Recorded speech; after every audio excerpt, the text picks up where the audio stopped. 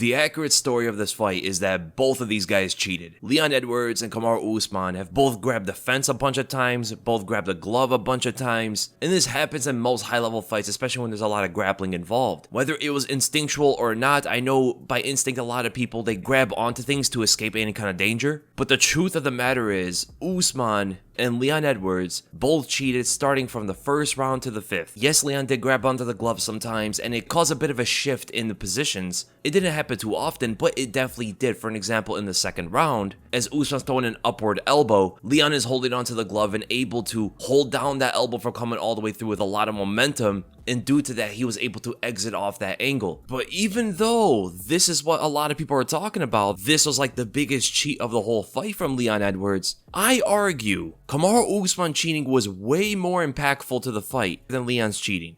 Usman was literally grabbing onto the glove while Leon is trying to get the choke in there, and he held onto the glove for over 20 seconds. The guy's holding onto the glove so Leon cannot even push his arm to get the choke in by pulling onto the glove. That fight potentially could have ended in the first round, and Usman cheated a bunch of other times as well. For an example, in the 4th round, Leon was gonna take him to the ground. It looked like he had Usman stumbling, and it seemed like the only reason Usman did not get taken down for the second time of his career was because he held himself up, grabbing onto the fence. Herb Dean did not have a good angle, as you can see where Herb is right there. But the difference between Leon cheating and Usman cheating was Herb Dean only really intervened when Leon cheated. Only one time Usman cheated was when Herb Dean pried his hand off the fence. With the amount of times that Herb Dean was intervening with Leon, it made it seem like he was fighting both the ref and Usman, which further makes it potentially the greatest comeback of all time. And speaking of the greatest comeback, one of the greatest upsets of all time, I also have to talk about the greatest mobile game of all time, and that is Raid Shadow Legends. With over 600 champions now, spread across unique factions with their own story, own lore, and a very interesting world of Teleria. And none more interesting than the High Elves. The story around the High Elves is actually extremely interesting. The way they try to take credit for the entire world after the Lizardman Empire fell, saying that they also formed a human civilization and all this stuff, when in reality it didn't really turn out that way. The depth of the lore behind the game actually gets you pretty hooked on, and my favorite champion of the bunch is definitely Vergus. The guy looks really cool, super strong to use, and makes everything a lot easier. And Raid is now having a non-stop schedule of special events and activities with its Forge Pass Season 3, which is going to include a lot of different kind of rewards, like some new champions, which is really exciting, and really cool skins as well, like the one for Madame Ceres. I'm definitely a fan of all of them. And a new legendary champion is now available. Fan favorite, the Ultimate Death Knight, can become yours for free. All you have to do is just log in and play Raid for 7 days between now and October 27th. And when you get in the game, make sure to use the promo code DKRISES, that's DKRISES,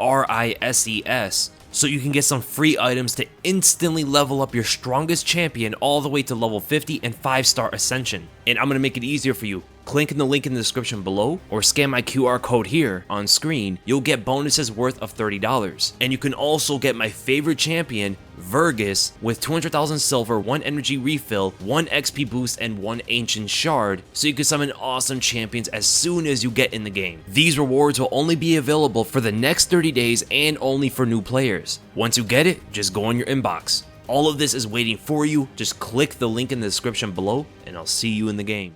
And of course, we gotta bring up the eye poke and the low blow from Leon, where it seemed like both of them were actually not illegal blows. The eye poke is a little bit iffy. It could have probably touched the eye just for a split second and then grazed out of there. We can give Usman the benefit of the doubt, but it definitely did not look like an eye poke, if we're gonna be honest. And then the quote-unquote low blow hit the belt line instead of hitting the cup. And that was deja vu to when Colby Covington did the same thing and didn't land low either. So we had a bit of showmanship from Usman, as well as a bunch of glove grabs and fence grabs. But look at every single time both these guys cheated, from start to finish. In the first round, 1 minute and 16 seconds, while Leon is having his back, Usman started to grab onto the glove, probably through panic. He's never been in this position before. And in fact, he did it twice. The first time, he held onto the glove for 20 seconds while Leon was going for the choke. And Herb Dean is right there. How does he not see this? He's looking right at it. And he never made a warning, never did anything about it. That was a big moment. And then he held the second glove for about 4 seconds as Leon went for the choke again. I would have to go on and say that that was the biggest cheat of the whole fight. Then we go into the second round, about 4 minutes and 29 seconds. Usman grabs onto the glove twice, The second time, he held on it for about 4 seconds. It didn't really make much of a difference, to be honest. He didn't go for a takedown. Leon didn't try to take him down. Leon didn't try to escape at that moment. It seemed like instinct. He just wanted to grab onto something. But then later in the second round, about 1 minute and 58 seconds, Usman grabs onto the cage again. He held onto the cage for about 13 seconds. Didn't really make much of a difference. Maybe Leon felt some resistance there that's not normal, so he didn't attempt to get out of there. But that was one of the times that Herb Dean actually intervened and grabbed Usman's hand. Then at 1 minute and 34 seconds of the second round, that's when Leon grabbed onto Usman's glove, and then Usman returned and grabbed onto Leon, so they're both cheating here, but Leon's is definitely a bit bigger, because Usman grabs and then just lets it go. As you can see right here, as Usman's trying to throw that upward elbow, Leon is blatantly holding on to it, and it's taking away any kind of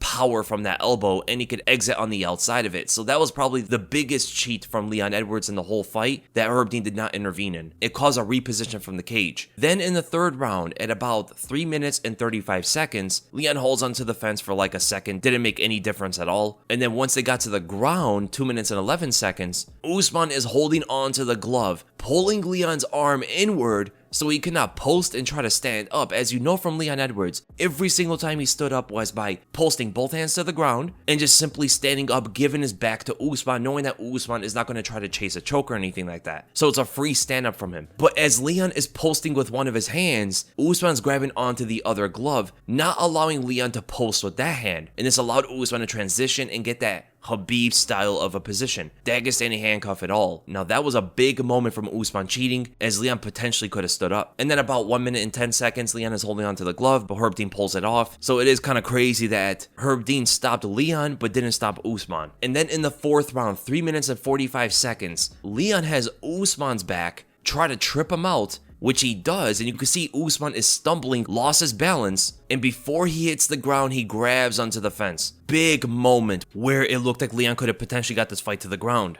And not only would have been the first man to take Usman down, but the first man to take Usman down twice in one fight. Then at about 1 minute and 26 seconds, Leon grabs into the fence but lets it go immediately, didn't make any change in the fight. He does it a few times after that as Usman is just attacking his legs. Potentially Usman felt a little bit of resistance as Leon is holding onto the fence, but it doesn't seem like he tried to pull him off or take him down or anything like that. And then the big one that Herb Dean not only just intervened but actually repositioned them when Usman took Leon down and Leon stood up by grabbing onto the fence. That was a big one and a good decision from Herb Dean. Leon instinctively grabs onto the fence again, makes no change. And then we go into the fifth round, 2 minutes and 43 seconds. Leon is grabbing onto Usman's glove as Usman is trying to go for a takedown. So this was another big one from Leon Edwards, but ultimately didn't stop Usman from getting under. And of course, the last thing to happen was that quote-unquote low blow, which really didn't land low. So at the end of the day, if we're going to tell the story accurately, both guys cheating made big impacts in the fight and potentially turned it to something different. But I will have to go on and say that the biggest cheat of all of these was in the first round when Usman was grabbing onto the glove as Leon was trying to choke him out, because the fight could have ended in the first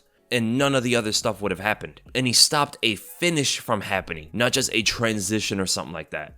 It just boggles my mind that people are trying to find a way to say this fight was a fluke. It was luck. Leon got lucky and all this stuff. The kick wouldn't have landed or anything like that. A lot of this was calculated, man. You have to give Leon Edwards that kind of respect. And I'm glad that Usman, well, at least it would be good that Usman wouldn't think that Leon got lucky and all that, because it not only helps himself preparing for the rematch, where he knows where Leon presents problems to him, but you can look at the fight honestly. Maybe that never happens again. Maybe Usman destroys Leon in the rematch. Perhaps. But this performance, that knockout, and all the stuff going around it, Leon Edwards was sharper than people think. And I recommend anybody to go watch my breakdown of the fight where I really pinpoint all of that. Most of the shots that Leon was throwing was landing. His accuracy in this fight was one of the all-time highest. And he called the knockout before it even happened. So, is it luck when you predict what you're going to do and it happens? I personally don't think so. I hope you guys enjoyed the breakdown, and if you did, make sure to give this a thumbs up, make sure to subscribe, and I'll see you guys in the next video.